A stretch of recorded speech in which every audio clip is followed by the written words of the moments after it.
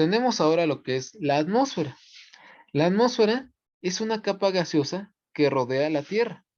Es una mezcla de gases que contiene el 78% de nitrógeno, 21% de oxígeno y el 1% de otros gases. ¿Cuáles son estos otros gases? Puede ser hidrógeno, vapor de agua, neón, criptón, argón, xenón, etcétera, ¿sí? Incluso hasta puede ser dióxido de carbono u otros gases que pueden provocar el efecto invernadero, ¿sale? Entonces, esta es la composición de nuestra atmósfera, que es como tal una mezcla o es una capa gaseosa, ¿vale?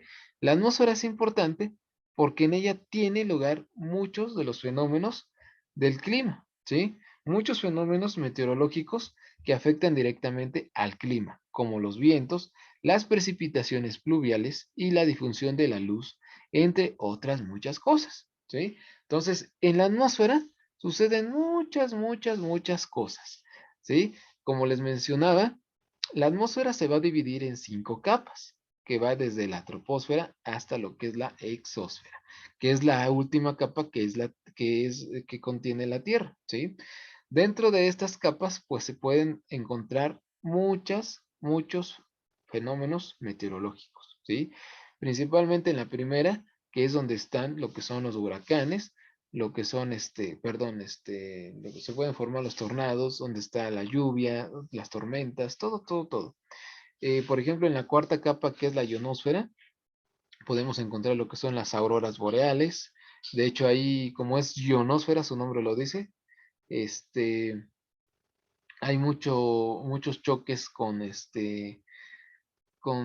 ya es caliente, es muy caliente lo que son los gases, hay muchos choques de partículas y entonces ocasionan que se ionice, que haya mucha carga eléctrica y ahí es donde están colocados los satélites para que nosotros podamos obtener la señal del internet, de la radio, de la televisión, etcétera, ¿sí? Entonces, la atmósfera es muy importante para los seres vivos y también otra cosa importante es de que nos ayuda la capa de ozono, que es la segunda capa de la atmósfera, este, es la que nos ayuda a filtrar los rayos ultravioleta, porque si los rayos ultravioleta llegaran a pasar directamente, podría ocasionar daños en la piel y principalmente la enfermedad del cáncer. Entonces, hay que tener mucho cuidado porque la atmósfera, por ahí la capa de ozono principalmente fue la que se deterioró gracias a los gases clorofluorocarbonos en una época.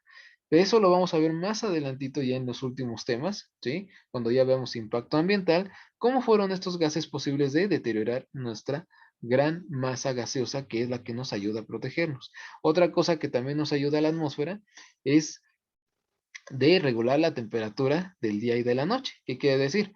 Que, por ejemplo, si no tuviéramos la atmósfera, las temperaturas serían tanto muy grandes o muy bajas. Posiblemente en el día tendríamos temperaturas arriba de 60 grados hasta 100 grados o hasta más, y en la noche podrían ser temperaturas hasta de menos 100 grados, ¿sí? O incluso hasta de menos 200, bueno, menos 273, que es el cero absoluto. Entonces la atmósfera nos ayuda a mantener o a regular la temperatura para que todos nosotros como seres vivos podamos sobrevivir. ¿Sí? Entonces, la atmósfera nos ayuda en muchas cosas. También nos protege de meteoritos, nos ayuda como tal a que no caigan los meteoritos. A lo mejor caen algunos, pero no como deben de caer porque nos ayuda. Entonces, la atmósfera es tan grande, es tan grandiosa que nos ayuda a muchas cosas, ¿sí? Entonces, esta es una maravilla de lo que es la atmósfera, ¿vale? Bueno, tenemos también ahora lo que es la latitud y lo que es la altitud, ¿sí? Depende de la ubicación geográfica de un organismo e influyen en su sobrevivencia de diversas maneras. Latitud se define como la distancia medida en grados a partir del ecuador y altitud como la distancia medida en metros a partir del nivel del mar, ¿sí? ¿Vale? Entonces, eso es lo que se refiere lo que es latitud, que no se les olvide. La distancia medida en grados a partir del ecuador. Y la altitud, la medida en metros a partir del nivel del mar. ¿Han escuchado cuando dicen está a tantos metros sobre el nivel del mar? Cuando dicen, por ejemplo, un cerro, ¿no? Dice, se encuentra a 2.400 metros sobre el nivel del mar. Ese es un ejemplo, ¿sí? O por ejemplo dicen, está a tantos grados a partir de la línea ecuatorial, o bueno, más bien del Ecuador, y es donde están diciendo como tal, la precisión exacta, cuando dicen latitud, altitud, a eso se refiere, ¿sale? Los aumentos en la latitud y la altitud causan efectos térmicos similares. La temperatura media de la atmósfera disminuye 0.5 grados centígrados por cada grado que aumente la latitud o por cada 100 metros de elevación en la altitud. Entonces, fíjense, aquí un dato muy, pero muy, muy importante es la latitud y la altitud. Por ejemplo, yo les mencionaba, entre más cerca de los polos, ¿qué es lo que sucede? Más frío va a ser.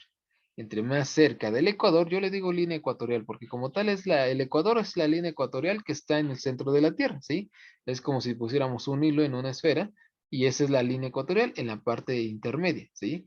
Entonces, entre más cerca esté de la línea ecuatorial, más calor va a ser.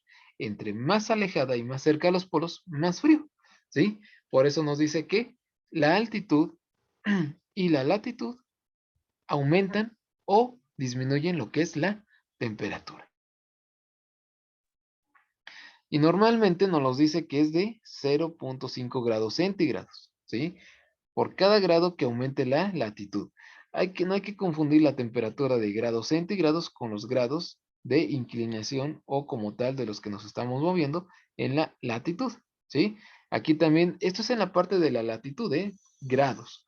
Si nos movemos a altura, es por cada 100 metros de elevación, porque recuerden que la Tierra pues se va elevando, a lo mejor, como les digo, nosotros, el estado de Hidalgo, nos encontramos aproximadamente, es un aproximado, de 2.300 o 2.200 y tantos metros sobre el nivel del mar.